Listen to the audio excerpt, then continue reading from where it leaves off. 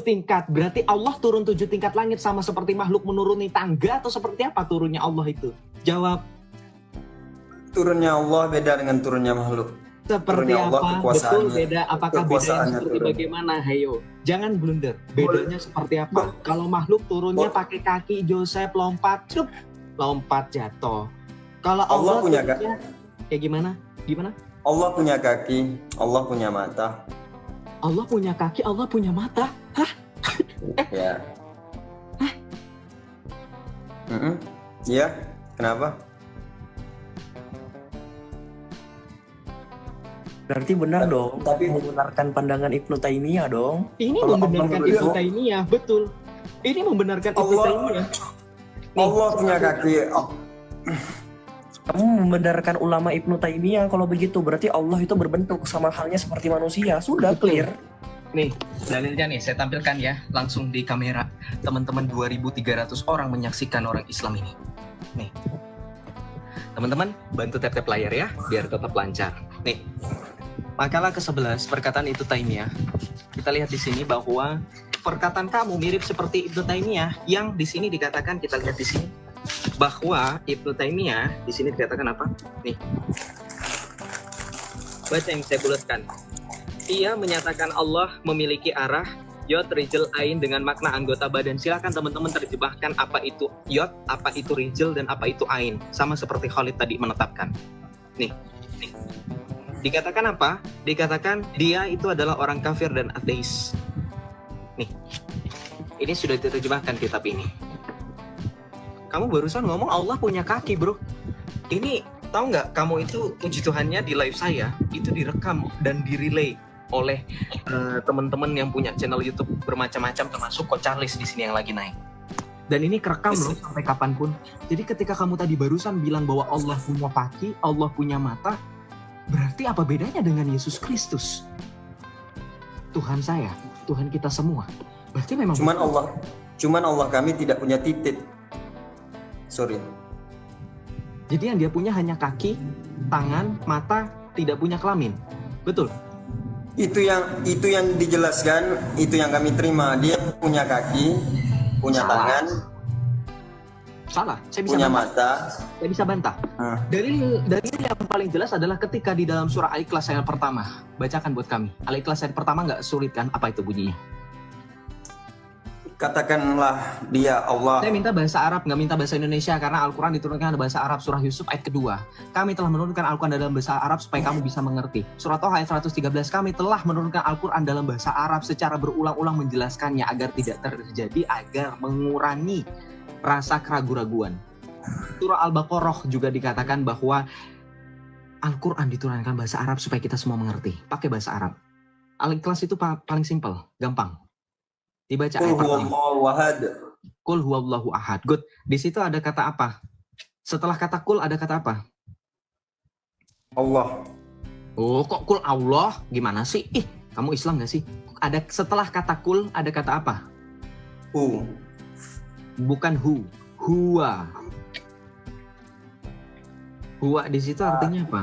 Huwa loh. Huwa di situ artinya apa? Tahu nggak huwa seperti apa tulisannya? Nih, saya tampilkan. Laki-laki. Langsung ke topik, Os. Langsung ke Saya topik ya. bukan- Kan tadi kamu bilang, tadi kamu bilang Allah tidak punya kelamin laki-laki. Kamu yang bilang sendiri nih. Setelah kata kul, ya, ada kata huwa. Aduh, sampai robek-robek ini gua papan cardboard gua. Nih, huwa. Huwa di sini apa? Tahu nggak?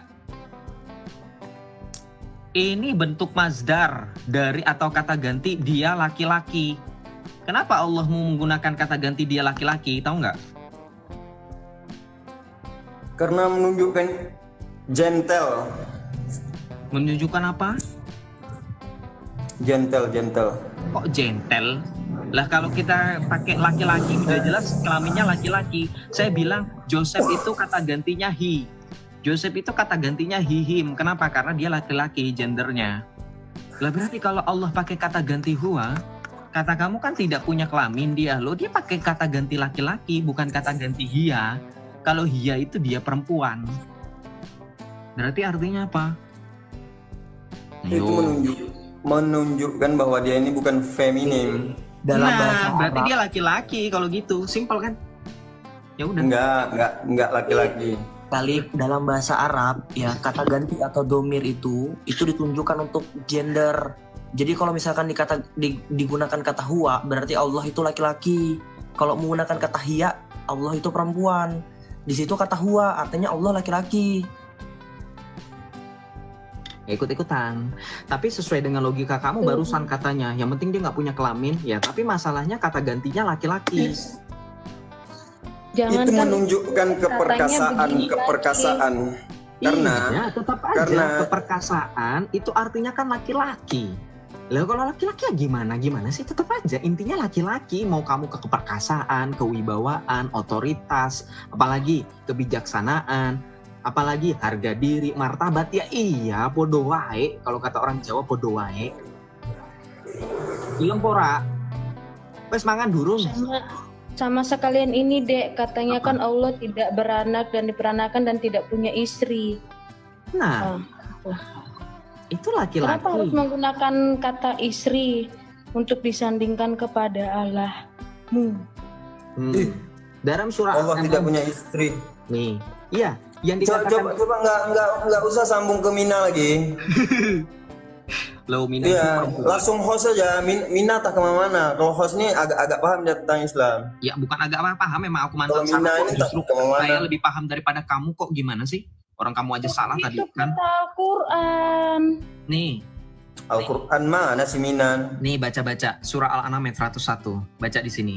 Badi usamawati wal ard anna yakunu lahu waladu wa lam takul lahu sahibah wa khalaqa kulla syai'in wa huwa bikulli syai'in alim. Nih baca. Dia Allah pencipta langit dan bumi, bagaimana mungkin dia mempunyai anak padahal dia tidak mempunyai itu. Kalau punya istri siapa pasangannya? Suami. Kira-kira suami berjenis kelamin apa?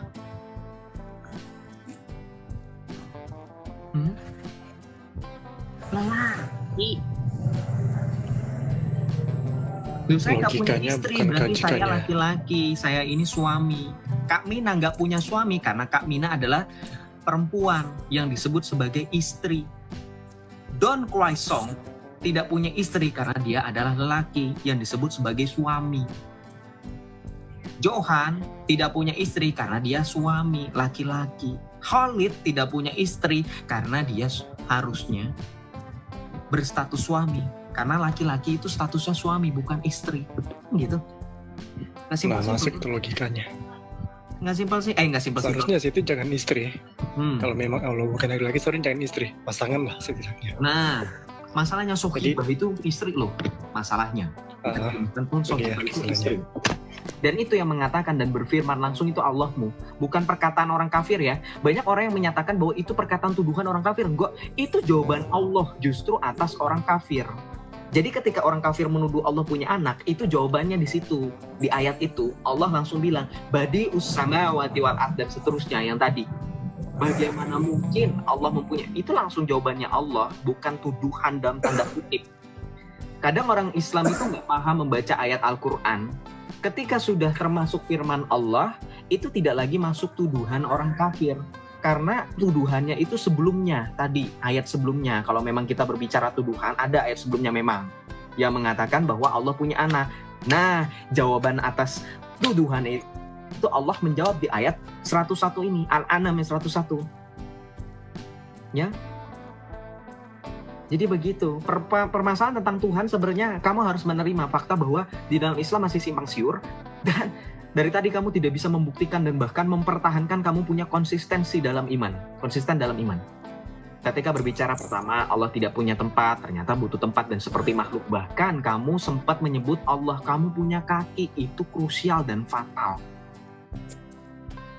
Allah punya kaki itu dijelaskan di dalam Al-Quran, sementara punya kelamin itu tidak spesifik. Tidak spesifik. Allah punya kaki dijelaskan spesifiknya di mana? Ini saya bingung. Di mana? Allah punya mata. Iya, Allah punya kaki di mana? Di spesifiknya di mana? Ada tuh kaki Iya, di mana? Allah Iya, kaki Di Allah. hadis. Itu di hadis bukan Quran. di hadis. Di hadis Di hadis. itu pun hanya telapak. Tidak dijelaskan bahwa Allah beneran punya kaki loh. Sebenarnya itu telapak. Dimana ketika dinarasikan dalam suatu hadis, ini saya nggak kenal dengan orang ini ya, jadi jangan bilang settingan-settingan. Dikatakan dalam suatu hadis bahwa Allah itu mencelupkan telapak kakinya ke neraka sampai penduduk neraka mengatakan kots, artinya cukup. Nah, itu hadis. Tapi kalau kamu mau tahu, itu ada dalam surah Al-Qalam. Itu hanya betis, bukan kaki. Al-Qalam ayat 42. Itu hanya betis. Nah, betis. Jadi sebenarnya kaki lebih spesifik itu nggak ada sebenarnya. Hanya betis. Lah, ini saya baru tahu ternyata ada orang Islam yang mengatakan Allah punya betis, baru kamu loh. Baru sejujur-jujur kamu loh. Nggak ada yang beneran ya. Wah, kita boy selama ini. live. Wah, boy. Iya. Terus ada lagi nggak yang mau tanyakan lah? Biar teman-teman yang lain gantian lah. Kasihan teman-teman yang udah ngantri. Apa yang mau kamu tanyakan lagi? Siapa saya? Saya. Ya, kamu mau nanya apa? Apakah Tuhan bisa mati? Hakikat dan eksistensi Tuhan sekalipun dia mati, dia tidak hilang. Berarti Tuhan bisa mati. Bisa tetapi tidak hilang eksistensinya. Manusia Ketika- bisa mati. Eksistensi manusia bisa mati nggak? Saya tanya sama kamu, manusia bisa mati nggak? Manusia bisa mati nggak? Manusia teman-teman? bisa mati. Bisa mati. Eksistensinya sebagai manusia bisa mati nggak? Bisa hilang nggak? Nah, yuk kita main logika. Eksistensi manusia yang sudah mati bisa hilang nggak? Bisa nggak saya katakan bahwa orang-orang yang sudah mati itu kita nggak usah kubur? Cuekin aja, dia bukan manusia. Paham nggak teman-teman? Paham nggak? Eksistensi, kita berbicara eksistensi. Manusia yang sudah mati sekalipun kita sudah tahu tidak ada nyawanya, kita tetap menghormati selayaknya manusia, betul nggak? Betul nggak? Kita tetap memandikan dia, kita tetap mengurusi dia selayaknya manusia. Itu eksistensi. Maka ketika berbicara mengenai ketuhanan Yesus, kalau kamu mau directly ke sana, sekalipun Yesus yang adalah sepenuhnya Allah, sepenuhnya manusia, ia yang telah disalibkan wafat untuk kita, sekalipun kamu mau bilang terserah, Tuhan bisa mati, terserah. Tetapi eksistensi sebagai Tuhan tidak pernah berhenti dan tidak hilang. Karena justru ketuhanannya ia dapat bangkit pada hari ketiga. Dan membuktikan bagaimana setelah kematiannya, ia membuktikan merubah tubuh menjadi tubuh kemuliaan. Sehingga para muridnya pada saat Yesus menampakkan diri tidak ada yang mengenali dia. Kita baca dalam Alkitab bagaimana para murid tidak ada yang mengenali dia. Kalau Yesus tidak memperkenalkan diri dan tidak memberikan clue-cluenya. Makanya orang Kristen baca Alkitab harus komprehensif biar tidak seperti Khalid yang nggak ngerti. Begitu. Ngerti? Jadi berbicara mengenai eksistensi, sekali lagi ketuhanan tidak akan pernah bisa mati dan berhenti sekalipun ia disalibkan. Iya, kita memahami Yesus itu adalah sepenuhnya Allah, sepenuhnya manusia. Ia disalibkan, betul. Ia mengalami kematian, betul. Tetapi apa eksistensinya sebagai Tuhan bisa mati? Apakah eksistensi yang ilahinya bisa mati? Bahkan kemanusiaannya juga nggak bisa mati loh, teman-teman. Ya nggak? Dibuktikan kemanusiaan Yesus itu masih ada pada saat ia membutuhkan bukti, adakah padamu sepotong ikan goreng? Untuk membuktikan, loh ini aku beneran manusia, tetapi manusia yang telah menjadi manusia yang diubah menjadi tubuh kemuliaan. Tadi, ya toh? Tetap bisa ikan goreng itu sebagai bukti yang sering dijadikan bercandaan sama mereka. Wah, Tuhan makan ikan goreng. Artinya eksistensinya tidak hilang. Ngerti nggak teman-teman sampai ini memang bahasanya memang bahasa agak ribet dan bahasanya tinggi. Tetapi memang faktanya ketika berbicara mengenai orang-orang seperti kita, ketika kita melihat saudara kita yang sesama manusia saja meninggal, wafat, kita tidak mungkin langsung menganggap dia tidak apa-apa, tidak ada hubungannya.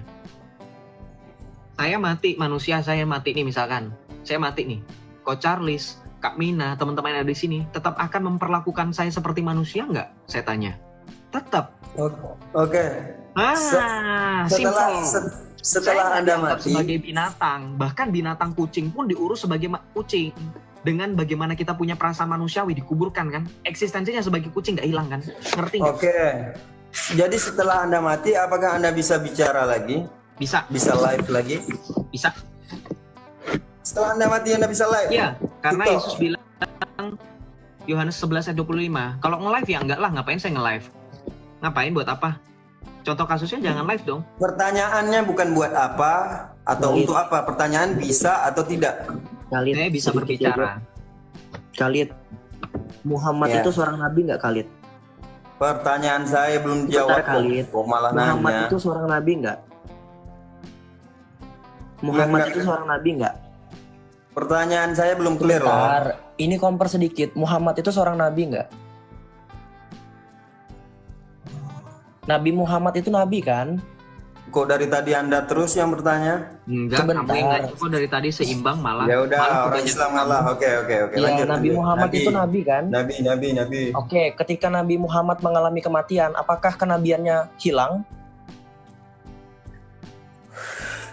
Tidak. Ya sudah, kalau begitu. Good, Jackson akhirnya ada yang lebih logika, lebih Jadi logis ketika lagi. Anda mati, Anda apakah bisa live lagi? Bisa Ya. bicara lagi? Bisa berbicara, bisa live buat apa? Saya bisa berbicara Bisa loh live. di surga itu kan kita hidup memuliakan Allah. Itu kan dalam konteks berbicara, memuji dan memuliakan Allah. Bahkan di surga kita bisa mendoakan jiwa-jiwa yang masih berziarah dan jiwa-jiwa yang masih menderita di api penyucian. Bisa lah dalam konteks berbicara seperti itu karena hidup di dalam Kristus adalah tidak adanya mengalami kematian tetapi kehidupan kekal. Hehehe. Yang saya tanyakan bukan di surga, di TikTok.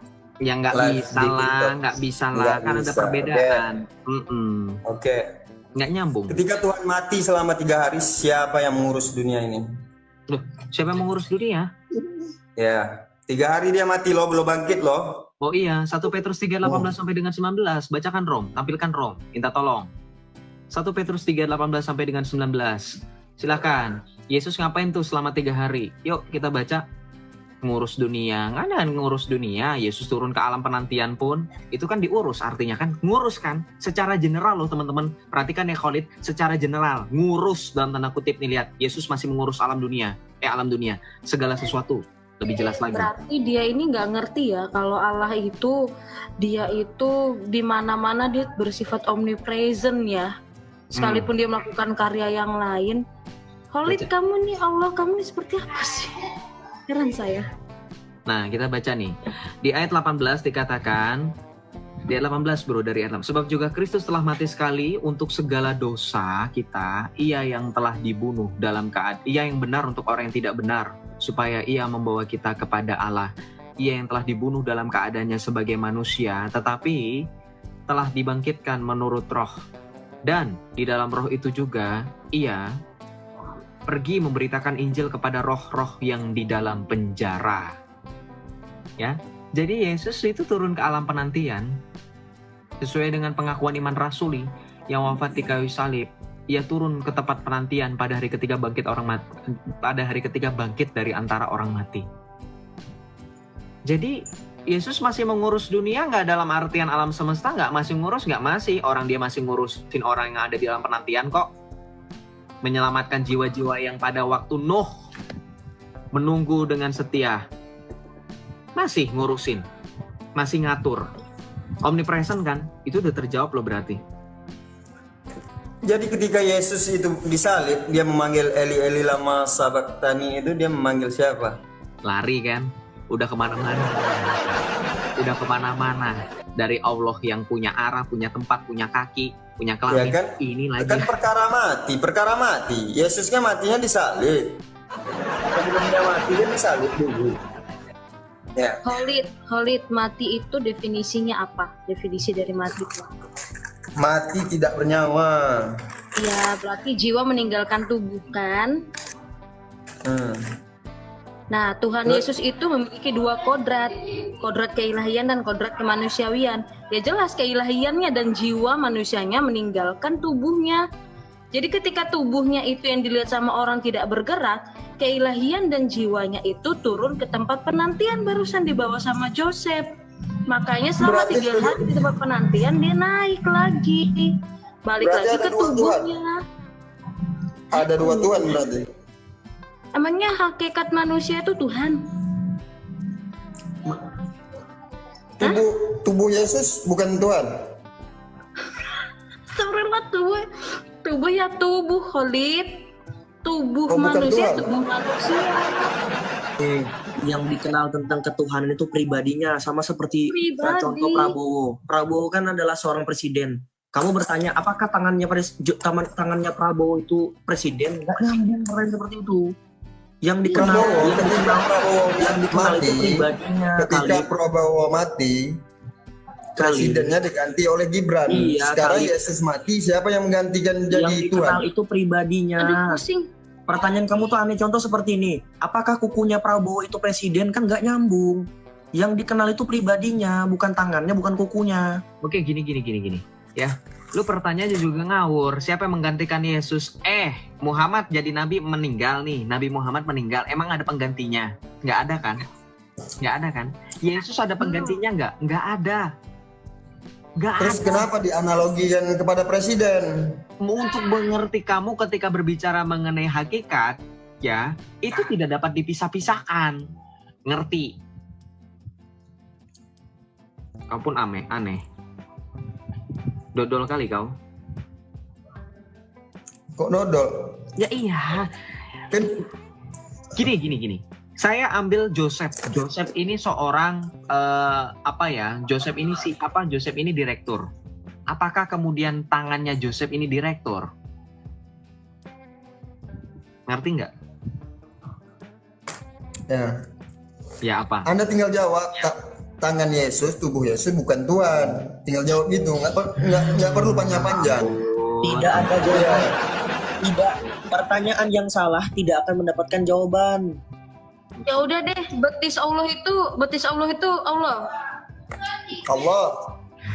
Oh jadi betis itu. Jadi kamu Gak kuat aku. Jadi kamu bisa menyembah betisnya? Bisa?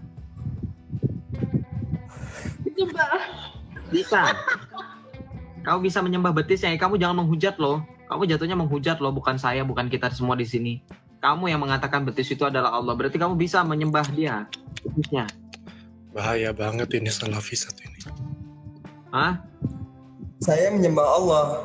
Ya betisnya bisa nggak? Kamu bisa menyembah betisnya doang nggak? Enggak. Loh, coba baca surah Al-Qalam ayat 42 nih. Bisa loh menyembah betisnya ternyata. Mau nggak? Nih saya bacakan dalilnya. Nah, kamu udah banyak dalil nggak bisa kamu jawab. Kok kamu masih ngotot aja debat sama Kristen, nggak bisa apa-apa kamu nih. Tampilkan ya. Nih, bisa menyembah betisnya doang. Nih. Ingatlah pada hari ketika betis, ini kan betis Tuhanmu kan. Ingatlah pada hari ketika betis disingkapkan dan mereka diseru untuk bersujud. Bisa sujud sama betisnya. Tuh, kata siapa nggak bisa? Bisa. Hanya saja mereka tidak mampu. Tuh. Nih, Al-Qalam ayat 42. Tadi kan saya sudah sebutkan bisa disuruh sujud sama betis tuh. Ini kan betis kamu kan? Betis kamu. Betis Tuhanmu. Nih. Bisa. Bisa, bro. Siapa bilang nggak bisa? Gimana tuh? Jadi kamu mau nyembah betis nggak?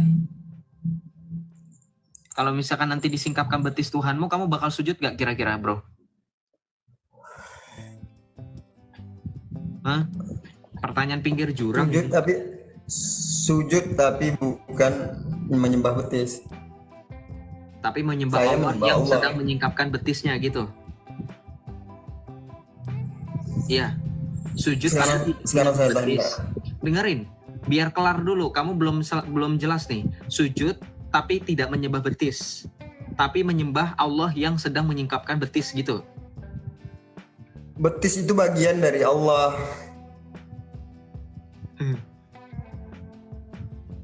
Betis bagian dari Allah. Berarti ketika sedang menyembah betis sama dengan menyembah Allah gitu.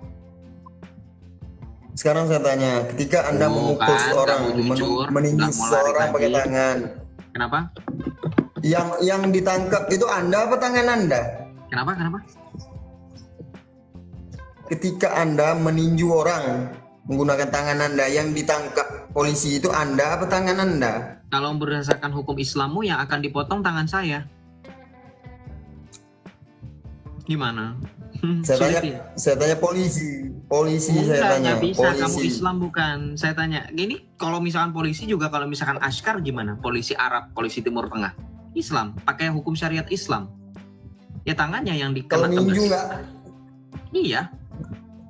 Kan ada. Yang itu maling. Ada dalilnya dalam Islam kan. Beneran mau nyari lagi nih, nggak bisa lagi bantah nanti. Nih ada. Ada. Ada dalam Al-Quran nih, saya buktikan ya nih.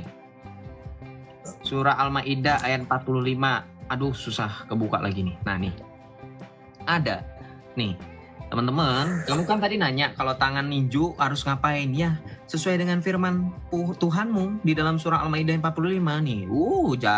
Wa katabna alaihim fiha annan nafsa bin nafsi wal aina bil aini wal anfa bil anfi wal udhuna bil udhuni. Apa di sini katakan? Kami telah menetapkan bagi mereka di dalamnya Taurat bahwa nyawa dibalas dengan nyawa, mata dengan mata, hidung dengan hidung, telinga dengan telinga, gigi dengan gigi, dan luka dengan luka. Ada kisasnya, ada kisos. Balasan yang sama. Balasan yang sama loh. Khalid, pernah tahu nggak dalil ini? Kok lebih hafal Joseph dari tadi? Sampai kamu sombong bilang, sama Joseph aja dia lebih sedikit tahu bagaimana dibandingkan dengan kamu, saya lebih banyak tahu. Ketika pertanyaanmu, ketika ada orang nampol ninju yang ditangkap tangannya atau misalkan orangnya, Al-Qur'anmu menjawab tangannya karena harus sebanding. Tuh, balasan yang sama, kisos. Tuh. Ya, mata dengan mata, hidung dengan hidung. Gimana dong? Ayo, bantah nggak? Yang Bantah? saya tanya polisi Indonesia. Kamu bukan Islam berarti? Nggak memahami Al-Quran dan nggak mau mengikuti perintah yang ada di dalam Al-Quran? Kok situ? Loh, kok kita kan lagi ngomongin masalah iman? Kamu ngomongin Yesus, ngomongin Kristen. Kamu ngomongin Yesus, kita pakai Alkitab ya nggak teman-teman dari Saya tanya, Kristus pula. Yesus ketika dia mati, dia memanggil, mengapa engkau meninggalkan aku? Berarti ada yang ditinggalkan dan ada yang meninggalkan. Berarti ada dua sosok di situ. Ada Bapa dan ada Sang Firman. Kenapa? Udahlah kamu turun aja lah. Puyeng saya juga ngadepin kamu. Dari tadi dia sebenarnya udah nggak bisa menjawab. Kita paksakan ya nggak? Kasihan juga teman-teman Islam merasa malu dan terzolimi dengan adanya si Khalid. Pembahasannya pinggir jurang. Itu karena Khalid iPad-nya kamu buka loh, Dek. Iya. Ngeri kali si Khalid ini. iPad-nya dibuka, emang bener-bener. Sepertinya jidatnya itu hitam itu. Parah lu. Ngawur pinggir jurang. Aduh seru ya, tapi diskusinya seru loh sama dia. Meskipun dia agak degil, tapi dia nggak rusuh sih. Maksudnya bisa diem sejenak gitu. Ya kita tetap apresiasi lah apa yang bisa diapresiasi, walaupun hanya kais-kais atau sisa-sisa. Betul nggak teman-teman? Oke, kita lanjut ya. Shalom Ali Wolomuni. Shalom. Kenapa? Kak Ali. Iya, naik kakak request, aku naikkan. Kepencet ya? Kepencet ya Kak Ali ya? Salah kok. Iya kepencet ya berarti ya? Kepencet. Oke, aku turunkan, oke, nggak apa-apa. Tuhan berkati ya. Iya, sering kayak gitu orang-orang, nggak apa-apa teman-teman. Ya mau gimana orang kepencet? Kita lanjut ya.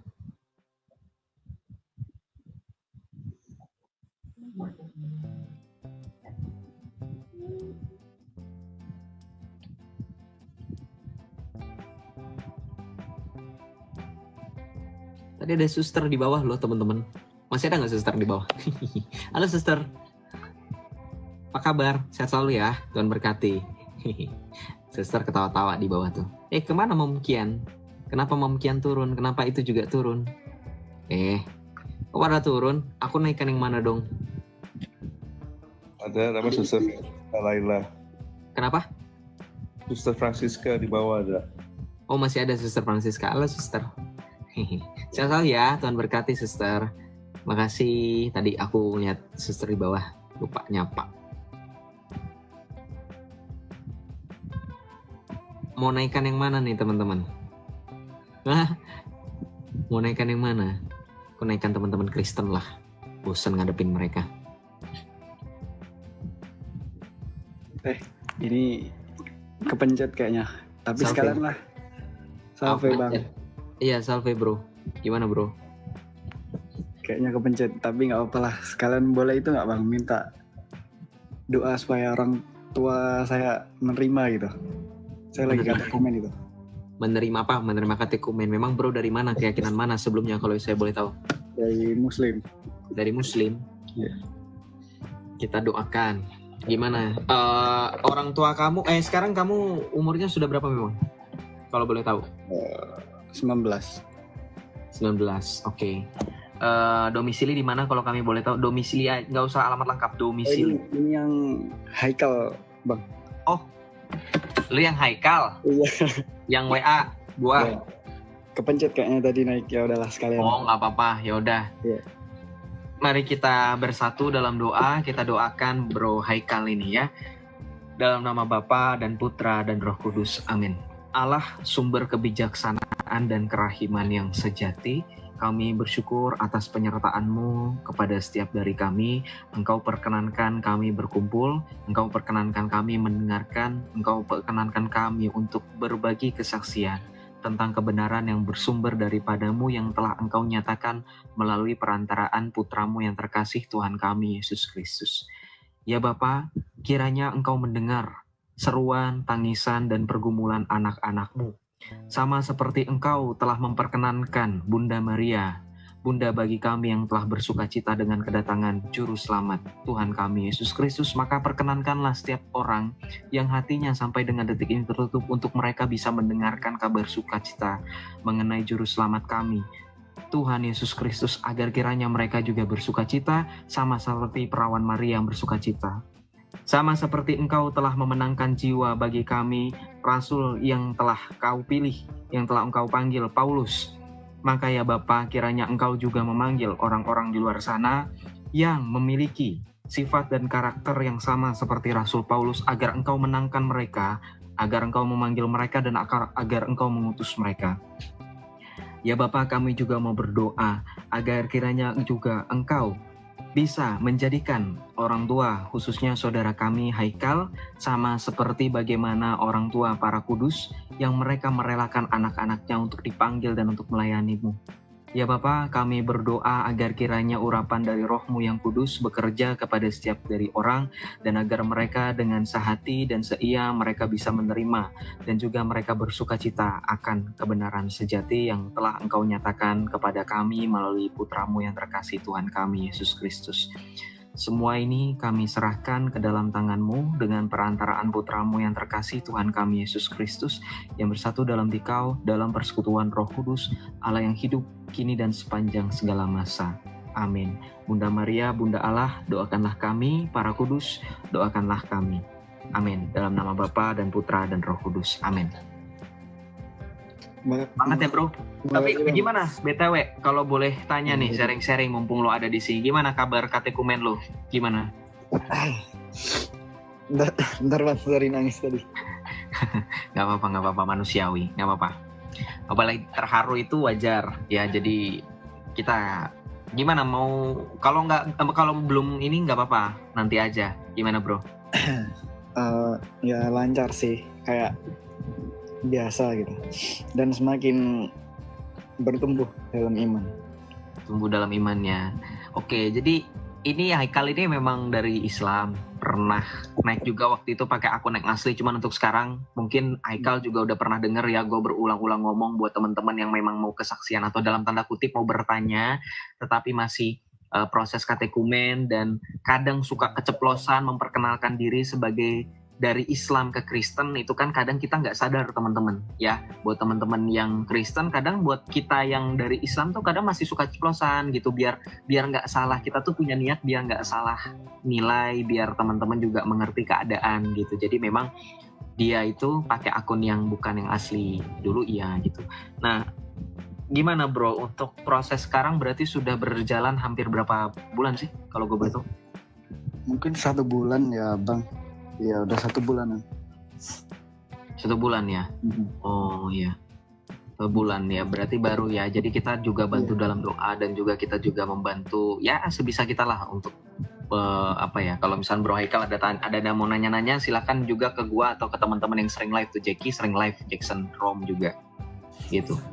Gimana mau sharing apa? Gue jadi bingung mau ngomong. Bingung juga ini mau sharing, soalnya baik-baik semua gitu di lingkungan gereja. Kemarin baru ketemu Romo gitu, langsung diajak-ajakin buat nonton gitu. Pokoknya banyak banget Romonya baik-baik. Ya, Diajakin semangat, bro. jalan-jalan. Senang dengernya, artinya bahwa lingkungan mendukung dan juga Romo secara tidak langsung mengajak kamu untuk aktif dan terbuka dengan kegiatan gereja, dalam artian untuk memperkenalkan iman secara lebih lanjut dan ingin menunjukkan bahwa gereja tidak tertutup selama kamu membutuhkan kapanpun dan apapun itu. Selama gereja termasuk Romo-Romo bisa membantu kamu, silahkan. Gitu. Itu artinya secara tidak langsung adalah langkah yang perlahan-lahan Romo mau tunjukkan sama kamu gitu. Mungkin juga dengan pelayan-pelayan lain, mungkin dari katekis dan seterusnya gitu. Jadi kalau baptis kapan nih kira-kira? Kalau baptis dari gerejanya katanya Paskah tahun depan. Paskah tahun depan, luar biasa. Berarti kebangkitan Kristus, kemenangan mengalahkan iblis yang menguasai maut juga menjadi pertanda kamu juga diselamatkan, luar biasa. Gue berdoain semoga lo jadi baptisan yang bisa kemudian bertumbuh terus dan juga menjaga iman. Tapi kalau boleh tahu kira-kira, ini kan banyak yang nanya, sebenarnya gue juga bingung ya kalau disuruh kesaksian, takutnya dia belum siap. Gimana maksudnya awal mula lo bisa kenal Yesus, kenapa sih? Nggak, mungkin ceritanya singkatin aja ya. Nggak bisa lengkap gitu. Ya. Awalnya tuh Lanjut ya, lanjut. Iya. Awal kenal Tuhan Yesus itu gara-gara dulu pernah ada satu kejadian yang nggak bisa diceritain, mengalami depresi yang sangat berat, setiap hari, setiap malam gitu nangis, dan udah nyoba karena saya di Islam itu udah berdoa, sholat, baca Al-Quran, dan pokoknya sorry bang, lagi It's fine, nggak apa-apa, lanjut, nggak apa-apa, kita memaklumi kok, nggak apa-apa, semangat bro, nggak apa-apa, pelan-pelan. Intinya udah mencoba meminta jalan kepada Tuhan supaya ditunjukkan jalan yang benar gitu. Pada saat dulu mengalami depresi dan tidak menemukan jawaban, ada suatu momen di mana bentar bang. Nggak apa-apa, take your time, nggak apa-apa. Ya, nggak apa-apa. Kita kalau memang sekiranya terlalu berat atau gimana, mungkin masih ini ya nggak apa-apa gitu kan. Yang penting kita tahu garis besarnya bahwa Haikal sekarang sudah menemukan kebenaran itu setelah pergumulan yang cukup panjang yang tadi kita sempat dengar ada menyinggung masalah depresi, dan tidak perlu dijelaskan secara lebih lanjut kalau memang itu terlalu private ya, kita juga mengerti, dan teman-teman juga jangan memaksa ya, dalam artian kita yang penting sudah tahu garis besarnya gitu. Silakan mau dilanjutkan gimana bro? Ketika itu Haikal itu nggak tahu kenapa, nggak tahu pikiran dari mana itu mencoba untuk ke salah satu tempat ibadah di Katolik di Gua Maria di daerah Palembang. Nggak tahu pokoknya pikiran dari mana, tiba-tiba Haikal tuh pengen aja ke situ, dan itu Haikal berdoa 3 salam Maria. Setelah itu Haikal itu menemukan jawaban kayak dari atas depresi-depresi yang Haikal alami, kayak lebih tenang dan lebih dibukakan jalannya gitu. Kayaknya cuman itu sih bang yang bisa diceritain. Udah Nggak apa-apa. ya, Jadi gini, nggak bisa. nggak apa-apa. Mengerti. Nggak usah diteruskan juga nggak apa-apa. Jadi kita mengerti bagaimana ketika Yesus bilang mintalah maka akan diberikan gitu, dan kita tahu ada lagu rohani yang mungkin nanti Bro Haikal bisa meresapi maknanya gitu, karena salah satu lagu rohaninya tuh pelangi kasihmu ya, yang kalau nggak salah liriknya itu Tuhanmu tak akan memberi ular berbisa pada yang minta roti. Nah itu memang lirik yang mungkin bisa cocok dengan apa yang Bro Haikal alami, bahwa Tuhan memberikan jawaban keselamatan dan kebenaran dan juga penghiburan nih buat Haikal sampai akhirnya Haikal bisa mengalami kasih kerendian dengan Tuhan Yesus dengan berproses sampai dengan sekarang masih katekumen, dan prosesnya harus dijalani ya Haikal ya. Dan Haikal juga udah pernah dikasih tahu mungkin sama Bro Tommy di bawah juga, sama gue juga mungkin pernah menyisipkan pesan bahwa jadi katekumen itu harus 1 tahun kalau dari Islam ya teman-teman. Dan memang bukannya berbicara mengenai lama atau gimana, memang semuanya itu harus berproses dan nggak bisa instan gitu. Dalam artian menemukan Kristus itu pun butuh proses gitu. Dan sebelum dibaptis memang harus dimuridkan, jadi harus belajar dulu ya. Bro Haikal mungkin juga udah tahu tanpa harus dibilangin. Jadi memang kita di sini sebagai umat beriman, kita sama-sama mendoakan dari jauh ya. Kita ingat jiwa-jiwa yang sedang dalam proses perjalanan iman kayak Haikal, dan di luar sana banyak Haikal-Haikal yang lain yang mungkin tidak punya kesempatan untuk memberikan kesaksian, tapi mereka dalam perjalanan duniawi ini mereka juga merasakan hal yang sama dengan Haikal juga kurang lebih gitu. Ada halangan dari keluarga mungkin ya Bro Haikal ya, ada apalagi izin yang terhambat atau bahkan sampai ke tahap ancaman dan seterusnya ya. Kita sebagai umat beriman kalau memang ada yang mau bantu silahkan bantu doa atau apapun itu. Jadi ya itulah, tapi gini, yang perlu kita catat bersama bahwa ketika berbicara mengenai kesaksian, jangan kita paksa orang tersebut untuk membuka identitas pribadi. Jangan demi dalih. Ada tertulis dalam surat Rasul Paulus kepada jemaat di Filipi yang dimana dikatakan, sebab bagiku hidup untuk Kristus dan mati adalah keuntungan. Bukan berarti jiwa orang yang dari iman sebelah itu bisa kamu jual-jual namanya. Ya, paham ya? Justru kita harus jaga. Martirnya mereka bukan berarti belum menerima baptisan sudah martir, itu kan konyol namanya. Dalam artian kita juga harus berhikmat, bijaksana gitu, wise.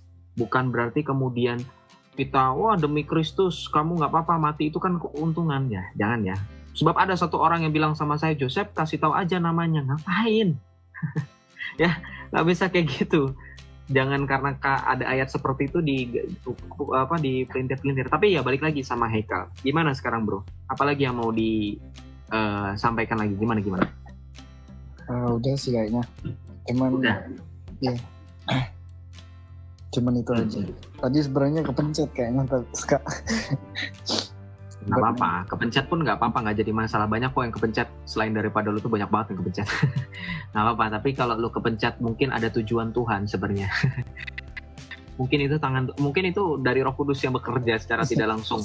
Walaupun itu secara accidentally ya, nggak sengaja, tapi ya mungkin ada maksud tertentu. Mungkin lu juga tadi kan meminta doa juga kan, mungkin juga gua kalau di WA lama bales atau gimana gitu. Kalau sekarang kan ada 1.000 orang nonton, kita percaya dengan kuasa doa.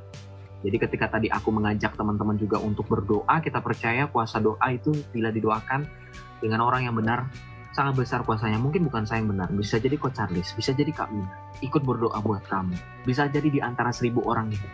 Bayangkan ada berapa orang benar di antara kita.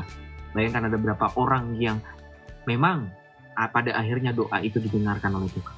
Bukan berarti artinya Tuhan itu pilih-pilih, enggak ya. Maksud saya, ketika kita saling mendoakan, bagaimana firman Tuhan berkata, di mana 2-3 orang berkumpul demi namaku, aku akan hadir di tengah-tengah mereka. Jadi kehadiran kamu di sini itu bukan tanpa sebab, ya. Gue percaya itu bukan tanpa sebab, ya bro ya. Tetap kuat dalam iman, intinya ya. Apapun itu pergumulannya serahkan sama Tuhan. Curhat sama gua, sama Tommy, sama Romo, atau sama teman-teman yang ada di sini. Lo mau kenalan sama Rom, silahkan. Sama Coach Charles juga boleh. Coach Charles pewarta, lo kenalkan sama Coach Charles. Kak Mina juga boleh. Bro Johan, sharing-sharing, nggak apa-apa. Jangan takut oversharing kalau memang lu percaya dengan orangnya, percaya. Dan kalau ada orang di sini yang dipercayai oleh Bro Haikal, jangan ketika Bro Haikal sharing, jangan dibocorin kalau dia tidak berkenan. Intinya itu, saling percaya satu sama lain. Ya? Iya bang. Siap. Ada lagi bro? Sudah sih, terima kasih. Ya, terima kasih juga ya bro ya. Pokoknya tetap semangat. Ya, apapun itu, kalau itu aku kabarin ya. Walaupun gue late respon, gue pasti bakal respon. Ya. Pasti. Ya. Ya. Thank you ya bro ya. Tuhan berkati selalu ya bro. Semangat Haikal. Semuanya. Terima kasih Semangat bang. bro. Semangat, God bless you. Semangat bro. Oh, selalu bertumbuh dalam iman ya. Amin Ya. amin. Terima kasih semuanya. Yuk, terima kasih, Salve. Oke, bagus. Coach Charles iseng banget tangannya itu si Benaya mau ngomong. Salve Benaya. Sorry. Gue mau nyalain mic gue malah kepencet, maaf. Silahkan. Ya nggak apa-apa. Bercanda aku. Shalom Kak Benaya, selamat malam. Dibuka dulu Kak, tadi dimatiin tuh sama Coach Charles tuh, iseng emang tangannya.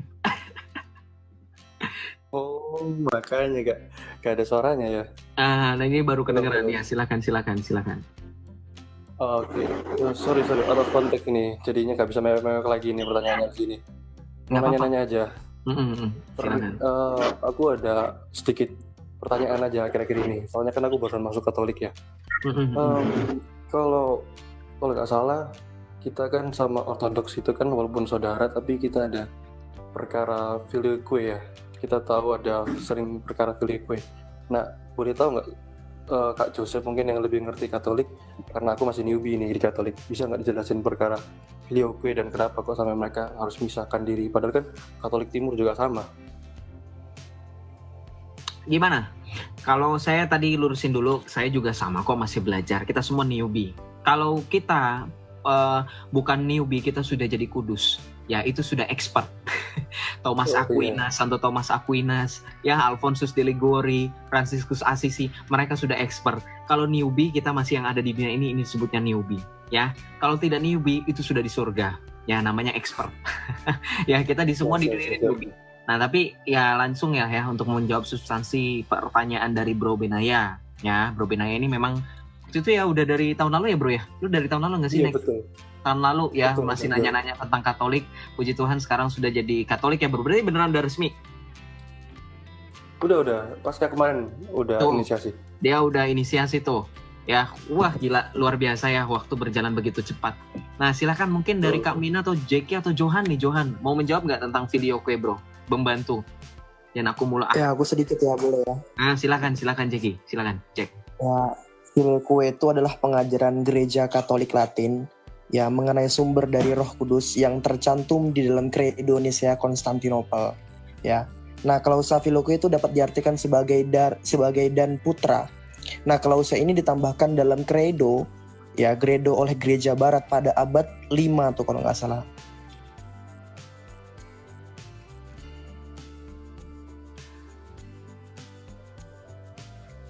Bacanya Gereja Timur.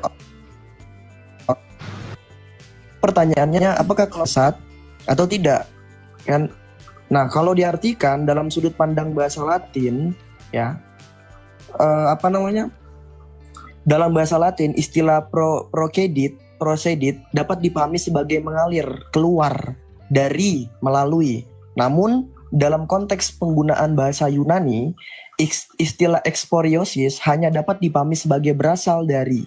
Nah, dengan demikian, arti filioque dalam konteks penggunaan bahasa Latin adalah yang berasal dari Bapa dan mengalir keluar dari Putra. Ya, sumbernya satu dari Bapa, tetapi keluar dan mengalirnya itu dari Putra. Nah, oleh karena itu, Katolik setuju bahwa jika filioque ditambahkan ke versi Yunani akan menjadi bidat. Kenapa? Nah, namun tidak demikian halnya jika klausa tersebut dipergunakan dalam konteks Latin.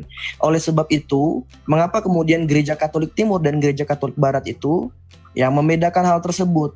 Bahkan tidak boleh klausa tersebut dicampurkan ke dalam bahasa Yunani atau bahasa Latin, itu dibedakan. Nah, perlu diingat ya, bahkan teman-teman Ortodoks sebenarnya itu tidak pernah menyangkal ya penegasan daripada filioque. Filioque itu sedang menegaskan tentang keesaan Allah kita, bahwasannya perutusan daripada Roh Kudus itu juga ikut ambil bagian daripada Putra. Sumbernya daripada Bapa, tetapi mengalirkan atau perutusan tersebut itu tidak lepas perannya daripada Putra. Kalau kita bisa lihat dalam Credo seperti ini. Dan aku percaya kepada Sang Roh Kudus, Tuhan Sang Pemberi Hidup, yang keluar dari Sang Bapa dan Putra, yang keluar dari Sang Bapa melalui Putra, yang bersama dengan Sang Bapa dan Sang Putra disembah dan dimuliakan, yang berbicara melalui para nabi. Nah, perlu diingat sebenarnya perpecahan atau skisma yang terjadi antara Timur dan Barat itu permasalahannya sebenarnya bukan klausa filioque. Tapi permasalahannya sebenarnya karena politik atau kekuasaan, ya. Bahkan teman-teman ortodoks di zaman itu telah mengkonfirmasi kalau Filioque itu benar dan tidak sesat, gitu. Saya kembalikan, Jo. Ya, thank you. Jadi gini, Harusnya- ya, Ya tambahan sedikit. silakan Jo, Iya, silakan. jadi contohnya contohnya ini ada dalam anafora liturgi Santo Basil Agung bahwasanya Roh Kudus itu telah dinyatakan roh kebenaran, anugerah keputraan, di mana janji warisan yang akan datang, buah sulung dari segala sesuatu yang baik, yang kekal, kuasa memberi hidup, sumber pengudusan. Nah, nanti itu bisa dipahami bahwasanya kata Yunani ekspreotai dari Bapa. Nah, dengan cara bersatu, lambang iman dalam timur ya, kalau saya bisa bilang, aku percaya kepada Roh Kudus, Tuhan pemberi kehidupan yang keluar dari Bapa. Nah, tentang Roh Kudus itu tentang Filioque ya. Tadi kan sudah dijabarkan bahwasanya ini konteks Latin gitu. Makanya dalam KV2 ditegaskan bahwasanya untuk paham Filioque, Gereja Katolik pihak Roma tidak meminta untuk 100% diterima oleh Timur, tapi setidaknya jangan dibidatkan. Karena di Barat ini tidak bidat, tapi ketika ditransformasikan ke Yunani bisa bidat. Ketika ditransformasikan ke bahasa Slavik Timur belum tentu. Justru Slavik Timur itu lebih match dengan Latin dalam pola bahasa. Sehingga ketika mereka memahami Filioque, mereka bisa sangat bersatu dengan Gereja Katolik. Sebab itu Gereja Ortodoks Timur Slavik banyak kembali ke Gereja Katolik. Karena begitu mudahnya mereka memahami Filioque. Nah, seperti itu. Apalagi Santo Cyril dari Alexandria. Itu kalau dalam bahasa Yunani itu kan proenai. Nah, itu interpretasinya itu ditegaskan bahwasanya Roh Kudus itu berasal dari Bapa dan Anak dan Putra. Itu tidak salah dalam penggunaan kata ini. Gitu. Karena kalau bahkan dikatakan pun melalui dan Anak, karena dua-duanya ini terhubung. Karena bahwasanya Roh Kudus itu tidak bisa lepas dari keterlibatan Sang Putra. Begitu. Sehingga dikatakan kalau dari Bapa dan Putra itu tidak salah. Karena Sang Putra yang sehakikat dengan Sang Bapa sama-sama memiliki peran yang sama dalam prosesi Roh Kudus. Gitu. Sama-sama terlibat. Walaupun Sang Bapa itu tetap kita. Berarti kan sebenarnya mereka kan harusnya kalau misalnya mengerti akan hal ini kan berarti tidak mempersalahkan ya, tapi kenapa kok masih tetap perkara ekumenis timur barat ini kok kelihatannya susah sekali ya? Saya penasaran aja sama itu. Sebenarnya kalau permasalahan Filioque itu sudah clear dari dulu ya. From the Father through the Son. Nah, tetapi memang ya banyak yang mengaku ortodoks. Nah, yang itu yang agak aneh memang. Jadi yang mengaku aja ya. Tapi kalau misalnya yang asli sih sudah normal ya. Gitu. Iya, soalnya di Bapak Konsili Florence itu sudah selesai sih. Soalnya tapi agak dirusuh dengan Santo Markus dari Efesus, tapi nggak apa-apa. Nah, jadi soal Filioque itu sebenarnya tidak jadi masalah besar, itu faktanya. Jadi kita jangan lihat yang di bawahnya. Sekali lagi ketika kita melihat Gereja Apostolik, jangan lihat umat awam, tapi lihat sinode atau pihak kepausan. Ketika pihak sinode suci bahkan kepatriakan ekumenikal patriark Konstantinopel, Ortodoks Yunani, itu menyatakan bahwasanya kita dan Katolik Latin tidak memiliki perbedaan dogmatis yang signifikan. Nah itu atasnya dilihat. Itu. Sebenarnya Filioque ini alkitabiah sekali ya. Kita juga bisa buka dalam Wahyu 22 ayat 1. Apa dikatakan di situ? Lalu ia menunjuk kepada sungai air kehidupan yang jernih bagaikan kristal dan mengalir keluar dari tahta Allah. Perhatikan ini, tahta Allah dan tahta anak domba itu. Yang menegaskan tahta anak domba itu adalah Yesus Kristus itu sendiri. Ya kan? Bahkan juga dipertegas ketika Yesus itu mengutus Roh Kudus kepada murid-muridnya. Dia menghembuskan Roh Kudus tersebut. Itu menegaskan bahwasannya perutusan daripada Roh Kudus itu tidak lepas perannya daripada Sang Putra. Dan itu juga sedang menegaskan tentang keesaan Allah kita yang tidak terpisah. Iya. Jadi Roh Kudus itu dimiliki oleh Bapa dan Putra ya, bahwa Bapa yang yang dipahami oleh teman-teman dari ortodoks sejauh dari mana kita bisa mendengar dari perdiskusian baik secara langsung melalui mulut maupun ketikan, mereka memahami bagaimana di dalam Injil Yohanes 16 ayat 15 Tuhan Yesus di situ berkata loh ketika berbicara mengenai perutusan Roh Kudus. Saudara bisa buka, mungkin Bro Rom bisa tampilkan buat kita semua. Yohanes 16 ayat 15, di situ saya paling suka dengan ayat ini karena ini menunjukkan kepemilikan dari Roh Kudus. Segala sesuatu yang Bapa punya adalah aku punya. Sebab itu aku berkata, ia akan memberitakan kepadamu apa yang diterimanya daripadaku. Ingat, Yesus sudah ngomong, apa yang Bapa punya, aku punya. Ketika Roh Kudus dikatakan berasal dari Bapa, kemudian Roh Kudus juga melalui Sang Putra, itu tidaklah salah. Begitu. Karena Yesus ngomong segala sesuatu yang Bapa punya adalah aku punya. Gitu. Sebab itu aku berkata, ia akan memberitakan kepadamu apa yang diterimanya daripadaku. Ini Roh Kudus. Gitu. Jadi selesai pemahaman mengenai Roh Kudus gitu. Nanti ada lagi yang menjelaskan dalam konsep economic procession itu nanti akan lebih kompleks lagi. Tapi pada intinya balik lagi mengenai klausa filioque, ini hanyalah permasalahan semantik. Bagaimana bahasa yang pada saat itu semangat kan tuh saya baca komentar semangat Joseph jadi kubacakan. Jadi permasalahan bahasa semantik itu yang membuat pada saat itu situasi gereja sempat menjadi miskom. Ya kan? Karena dulu itu juga ada penyusupan dari permasalahan politik Bang Benaya gitu. Oleh karena ambisi dari Photius yang pada saat itu ingin mengklaim otoritas kepausan atau uskup. Ya, tapi kemudian itu sudah selesai sekali lagi. Bagaimana sekarang kita lihat pemimpin gereja baik dari ortodoks yang melalui patriark, baik itu dari Moskow Patriark atau mungkin Ecumenical Patriark ya, ortodoks dari Rusia, dari Patriark Kiril dan ortodoks Yunani, bukan GOI ya, tapi ortodoks Yunani yang EP, Ecumenical Patriark. Karena kalau GOI, kalau saya bisa bilang mereka bukan kanonik, bukan saya yang bilang, tapi memang menurut gereja ortodoks yang kanonik gitu, dan mereka tidak memiliki patriark, tidak seperti gereja ortodoks pada intinya dan pada normalnya gitu. Ortodoks Koptik mereka punya patriark, Rusia punya patriark, Yunani punya patriark, dan mereka ketiganya itu sama-sama sekarang dalam hubungan yang baik-baik saja, bahkan menuju sangat baik dengan gereja Roma gitu, melalui Paus Franciscus. Tadi aku juga ada sempat ngobrol-ngobrol sama ortodoks, dia ngobahasin soal economic procession dan lain-lain, jadi bingung juga gitu loh jadinya. Nah, dibahas kan economic procession kan, tahu kan gua itu bahasan umat awam mereka yang nggak akan selesai. Jadi gue bilang mereka itu berpolemik dengan hal yang sebenarnya udah selesai dengan patriark mereka. Buat apa mempermasalahkan akar rumput? Tahu kan saya, Bang Benaya? Padahal saya nggak tahu loh Bang Benaya diskusi sama siapa, oknumnya siapa. Benar nggak? Gue nggak tahu loh teman-teman. Langsung nyetuskan gue pasti bahas economic procession.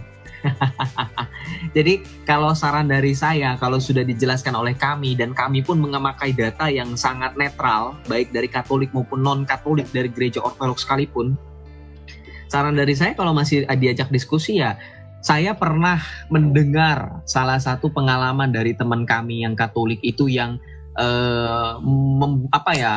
membungkam oknum ya umat ortodoks yang berpolemik, padahal klerusnya pun bahkan patriarknya tidak berpolemik dengan gereja Roma gitu.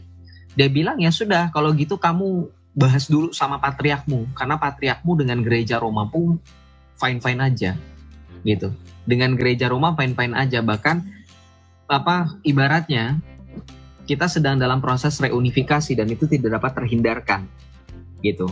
Jadi memang kita sekali lagi mengusahakan persatuan sih Bang Benaya. Kalau gua pikir sih lebih baik dihindarin aja. Maksain juga percuma, mereka nggak bakalan terima. Soalnya yang kayak gitu biasanya berpolemik. Banyak kok teman-teman ortodoks teman-teman ortodoks yang baik-baik gitu, yang sebenarnya tidak berpolemik, dan mereka memang mengusahakan reunifikasi sama seperti teman-teman Protestan gitu. Teman-teman Protestan di luar sana masih banyak yang baik, banyak banget, dan mereka juga sama mengharapkan persatuan gereja begitu, dan kita memang sama-sama mengusahakan itu karena memang itulah yang difirmankan Tuhan dalam Yohanes 17:21 gitu. Iya, Tapi, jadi Basmenaya kalau mau lihat diskusi Timur dan Barat itu jangan lihat di umat awamnya. Umat awam buang. Yang lihat itu sinode suci dan juga otoritas gerejanya gitu. Kalau yang atasnya fine-fine bahkan mau reunifikasi, berarti artian filokue dan lain itu sudah selesai. Dan mungkin mereka mau reunifikasi dan belum selesai. Ngapain? Gitu. Terus sih, soalnya Bahkan Patriark Kirill, bahkan waktu awal perang dengan Ukraina, Patriark Kirill itu mau reunifikasi dengan Roma. Tidak mungkin beliau mau reunifikasi kalau belum selesai dengan filokue. Ngapain? Gitu. Jadi atasnya mereka itu juga sudah selesai. Cuman umat awam saja yang cari polemik gitu dasarnya. Oke. Sama mau nanya satu lagi deh. Boleh ya? Apa itu?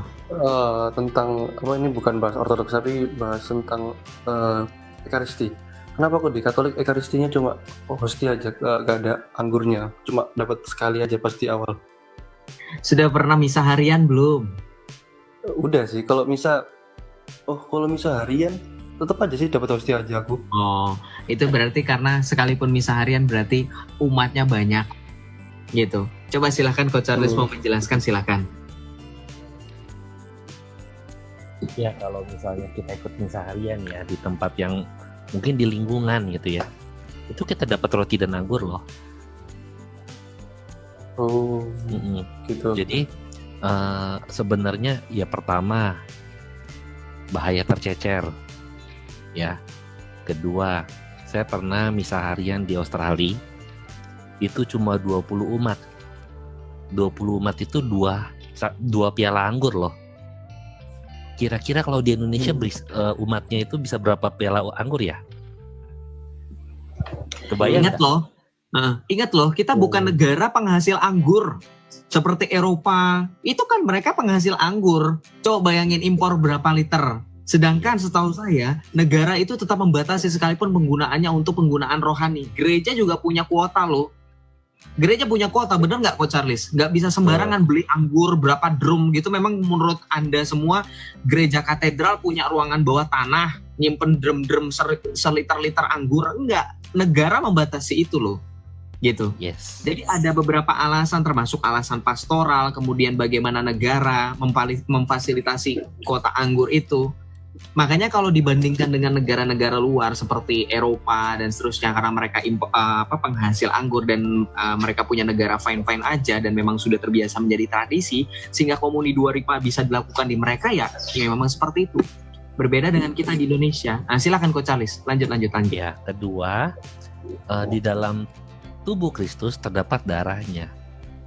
Jadi sebenarnya ketika kita menerima tubuh Kristus ya kita menerima sepenuhnya Kristus.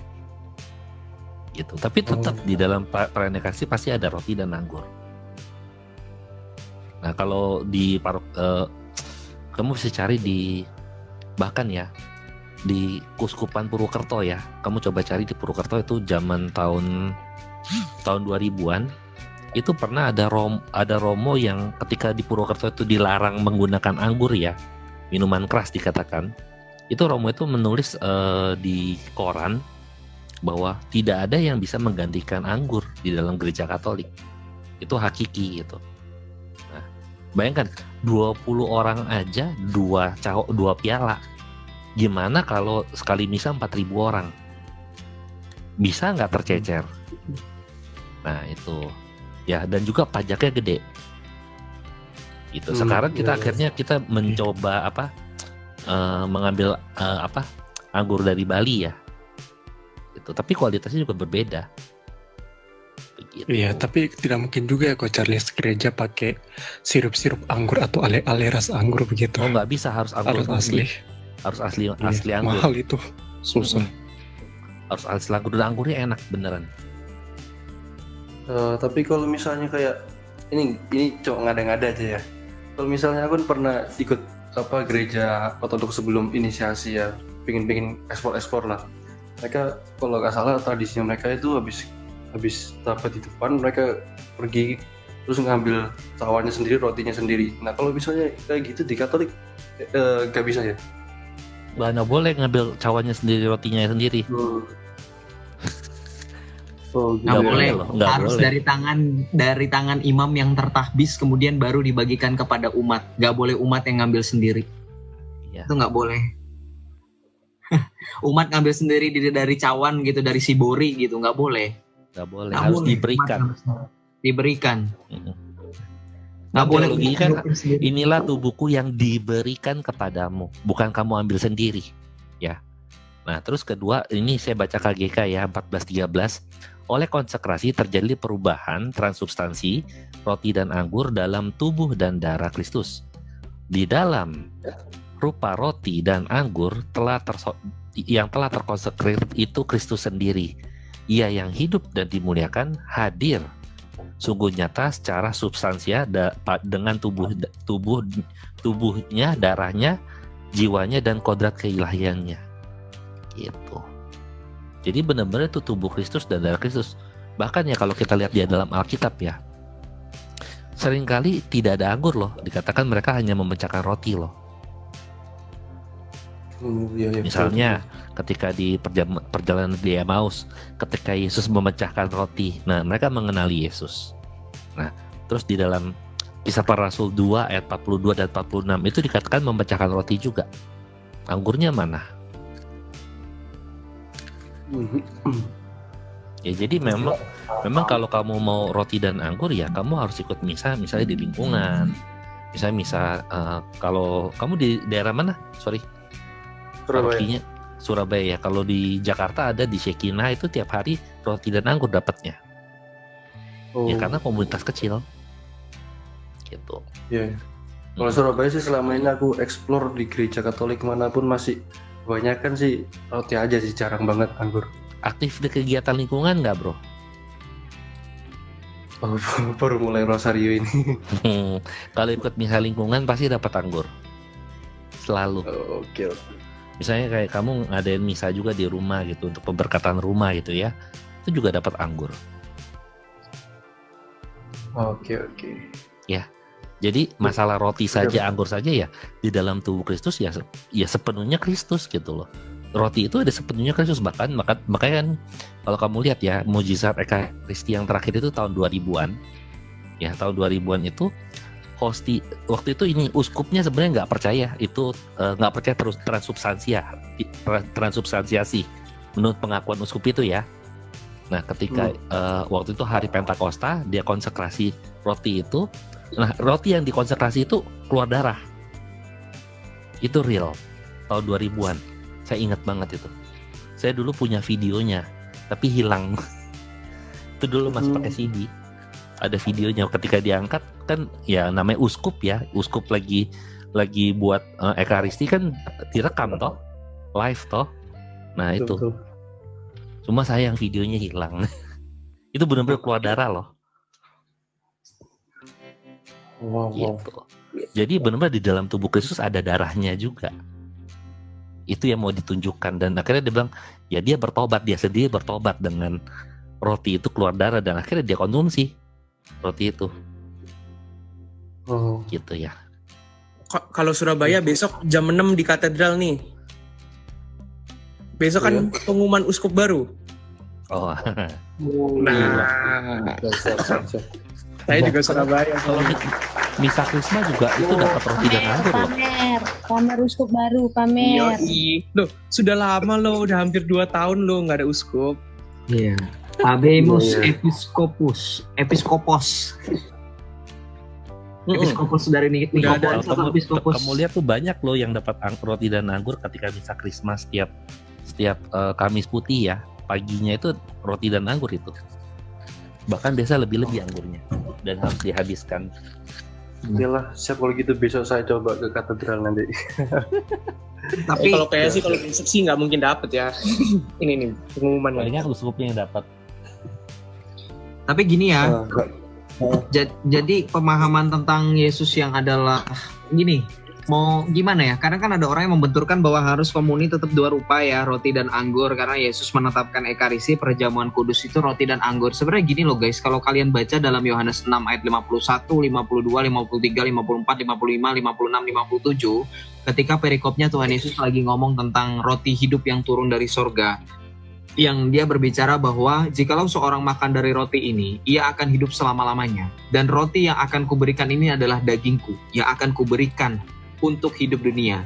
Nah ini kan satu kesatuan ayat, dari ayat 51, 52, sampai dengan 57.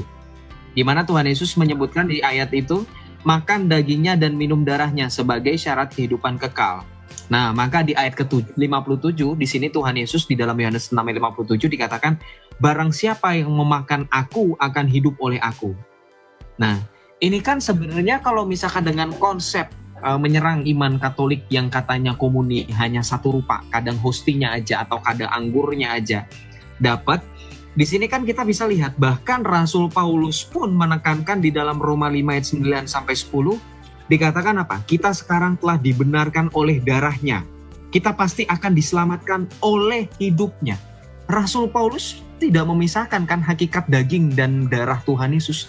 Tetapi Rasul Paulus menuliskan kepada surat jemaat di Roma di dalam Roma 5 ayat 9 sampai 10, hanya darah loh di situ dituliskan. Hanya oleh darah loh. Apakah kita bisa menyerang mengatakan Rasul Paulus ini nggak lengkap, harusnya ada dagingnya juga dong? Gimana? Roma 5 ayat 9 sampai 10. Ya kan? Artinya apa? Mengenai konsep penyelamatan, mengenai konsep penebusan dosa oleh darah Yesus itu sejalan dengan keselamatan. Dalam artian begini, bahwa ketika Yesus yang adalah sang roti hidup memberikan hidupnya kepada kita, maka tubuh dan darah Yesus yang adalah sarana keselamatan itu menjadi kesatuan yang tidak terpisahkan. Gitu. Satu kesatuan, jadi nggak berdiri sendiri-sendiri, paham nggak? Nggak berdiri sendiri-sendiri. Ketika Rasul Paulus menekankan oleh karena darah Yesus kita disembuhkan, bukan berarti dagingnya Yesus ini tidak menyelamatkan. Paham nggak di sini teman-teman? Jadi buat teman-teman di sini yang masih mendengarkan oknum-oknum di luar sana menyerang tentang bagaimana gereja Katolik membagikan komuni, kebanyakan gereja hanya membagikan dalam bentuk satu rupa saja, tidak dua rupa, itu tidak menghilangkan esensi keselamatan. Karena kita memahami hosti yang telah diberkati, yang telah dikonsekrir, itu adalah sungguh tubuh, jiwa, darah, dan keilahian dari Yesus Kristus. Mengerti? Karena tadi Rasul Paulus saja menekankan oleh karena darahnya kita diselamatkan dan kita diselamatkan oleh hidupnya. Tapi nggak ada yang mempermasalahkan tentang bagaimana Rasul Paulus mengatakan bahwa hanya darah kan? Jadi pemahamannya kita harus mengerti secara hakikat esensi bahwa darah yang ada di dalam pemahaman bagaimana komuni, maka itu kesatuan dengan tubuh Kristus gitu ya. Jadi nggak masalah mau menerima komuni satu atau dua rupa ya teman-teman, itu tidak masalah gitu. Kalau di Indonesia kita berbicara masalah pastoral sekali lagi ya, keadaan umat tidak sebanding dengan jumlah romo atau imam. Keadaan umat juga tidak sebanding dengan kebutuhan dan juga anggur yang ada dan tersedia.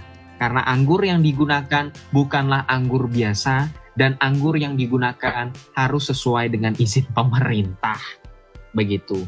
Ya betul, menerima hosti sudah menerima tubuh, jiwa, darah, dan keilahian dari Tuhan kita Yesus Kristus. Sudah jelas dalam Katekismus Gereja Katolik, dalam hukum kanon gereja, dan seterusnya. Ya, itu ada di dalam Katekismus. Ya, itu tadi yang gua buka sih, yang tadi itu yang jiwa tubuh itu sepenuhnya. Nah ini yang 1390 ya, kita bacakannya. Ya, karena Kristus hadir secara sakramental dalam setiap rupa itu, maka seluruh buah rahmat Ekaristi dapat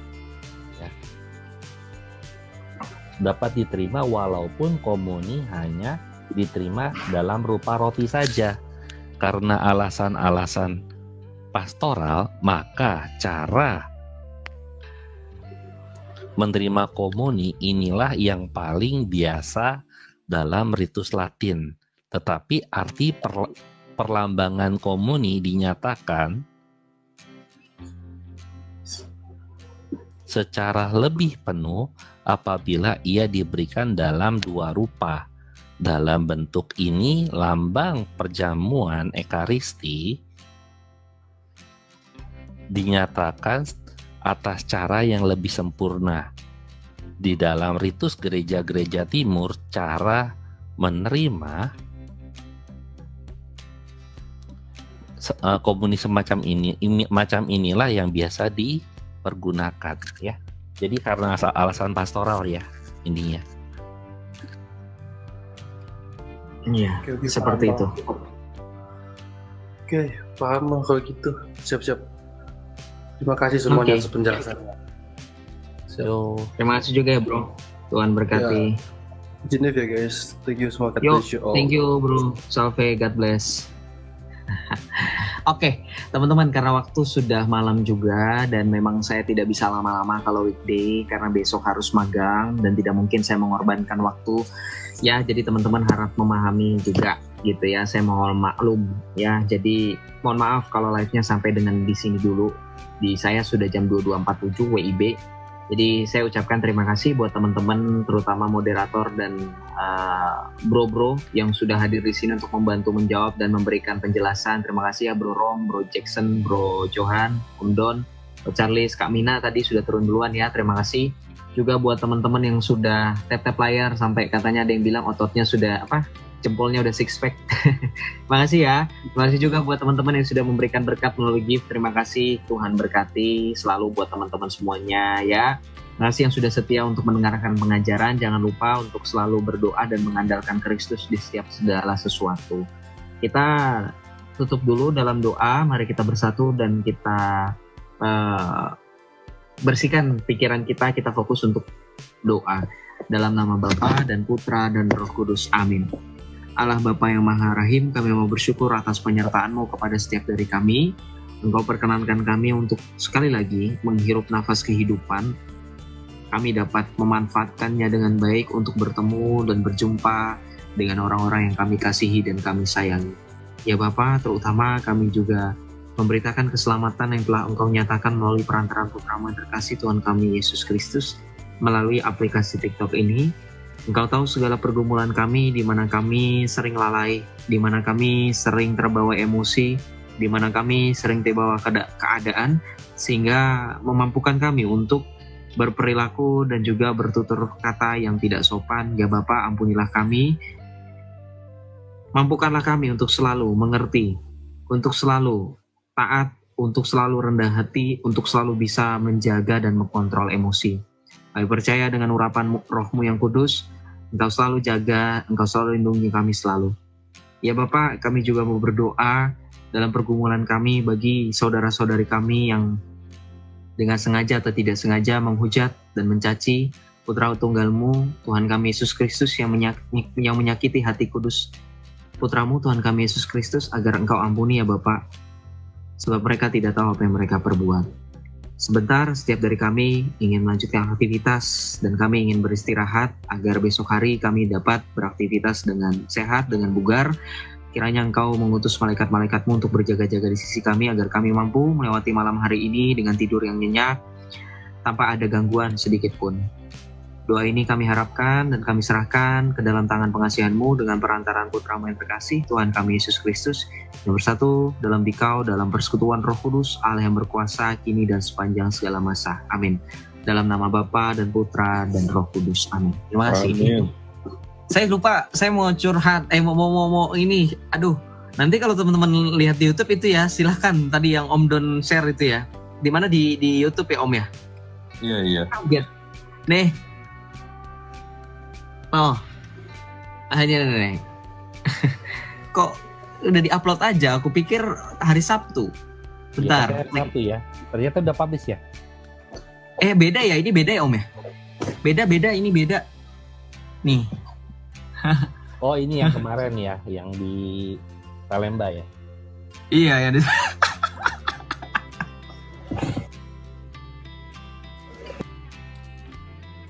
Diri padahal itu diri gue sendiri loh. Kadang kenapa ya? Linknya mana? Lo cari tuh.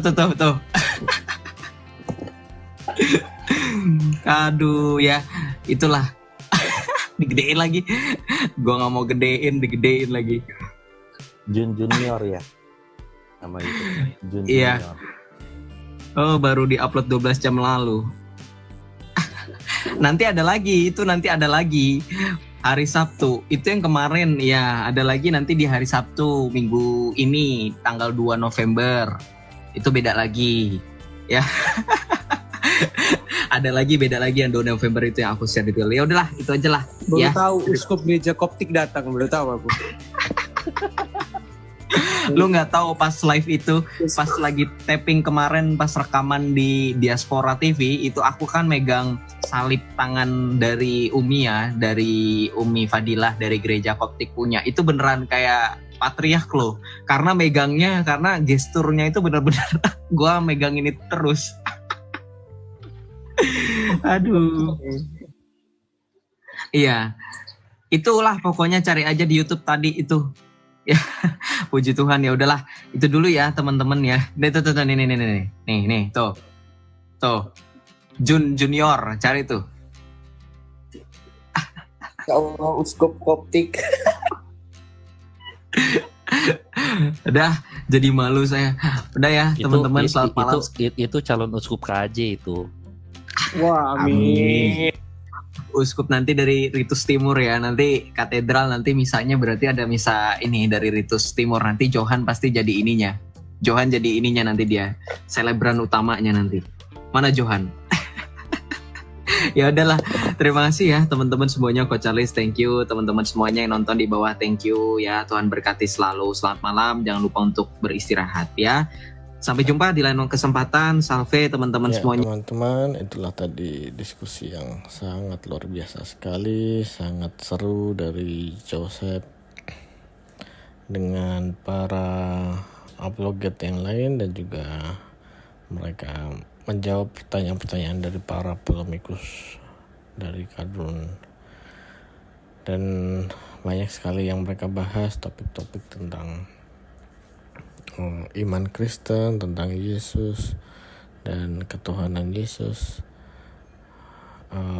Jadi mereka sangat punya pengetahuan yang sangat luas dalam menjawab pertanyaan-pertanyaan dari para polemikus ini. Karena kita tahu sendiri Joseph ini memiliki banyak data, banyak sumber yang dia baca, sehingga itu memperkaya pengetahuan dia. Dan tidak hanya tentang iman Kristen saja, karena dia dulunya adalah seorang Muslim. Jadi dia punya pengetahuan yang cukup luas juga dan mendalam tentang iman yang sebelumnya. Jadi itulah yang menjadikan seorang Joseph ini tidak pernah ragu, tidak pernah kesulitan untuk menjawab pertanyaan-pertanyaan dari para polemikus. Meskipun pertanyaan mereka sebenarnya banyak yang tidak berbobot ya. Pertanyaan-pertanyaan yang itu saja yang sudah sering ditanyakan. Tapi mereka masih terus menanyakannya karena mereka masih tidak mengerti dengan penjelasan Joseph tentang banyak hal. Dan pertanyaan mereka ini sebenarnya sudah sangat sering dijawab juga oleh Joseph di debat-debat yang lain, sehingga mereka ini sudah sangat mudah untuk menanggapi para polemikus, karena mereka sudah tahu arah dan tujuan pertanyaan mereka ini. Banyak dari mereka yang hanya ingin seperti menjebak atau menuduh, sehingga Joseph sudah tahu arahnya dan dia sudah bisa langsung menanggapinya dengan baik. Dan ya, itu sering sekali terjadi ya teman-teman, karena banyak sekali dari para polemikus itu yang tidak benar-benar ingin tahu, tidak benar-benar ingin belajar tentang iman Kristen, tapi mereka hanya ingin melihat bahwa Joseph ini mungkin kesulitan menjawab, kesulitan dalam menanggapi pertanyaan mereka. Padahal mereka Joseph ini sudah sangat paham ya, sehingga tidak ada kesulitan bagi Joseph untuk menjawab pertanyaan mereka ini, apalagi pertanyaan-pertanyaan yang sudah sering ditanyakan oleh orang-orang yang lain.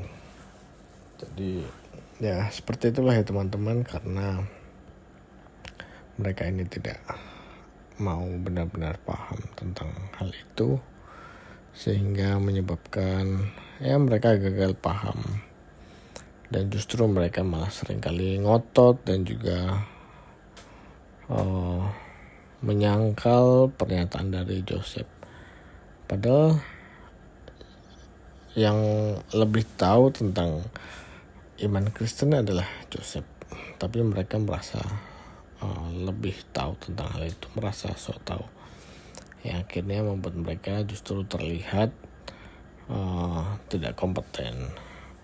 Karena setiap kali Joseph meminta data kepada mereka, yang mereka tidak bisa menunjukkan di mana alasan kamu mengatakan itu, apa dasarnya. Mereka hanya modal otot dan nekat ketika berdebat. Kalau mereka sudah bingung menjawab, mereka mulai emosi dan marah-marah.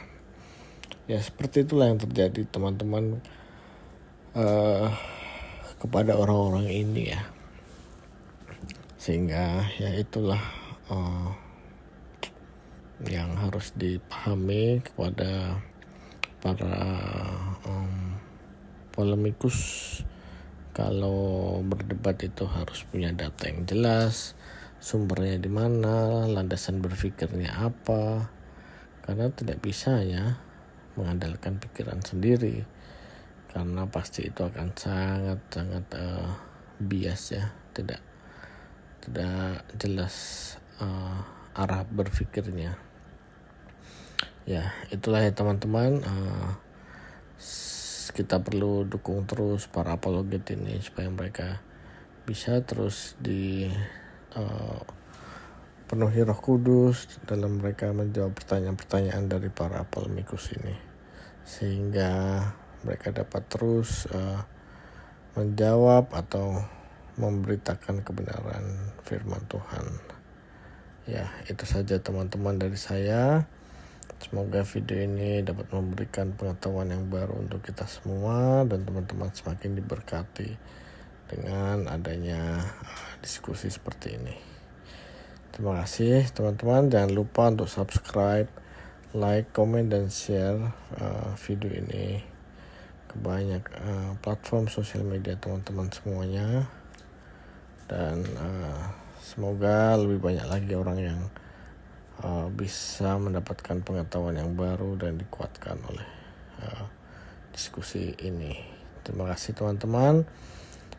Sampai jumpa di video berikutnya. Tuhan Yesus memberkati. Shalom.